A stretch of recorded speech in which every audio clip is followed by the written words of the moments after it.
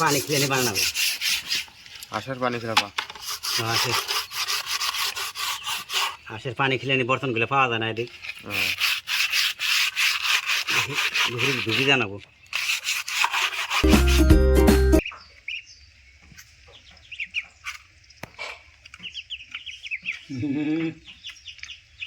বই থাকা হইলো দেখি এটা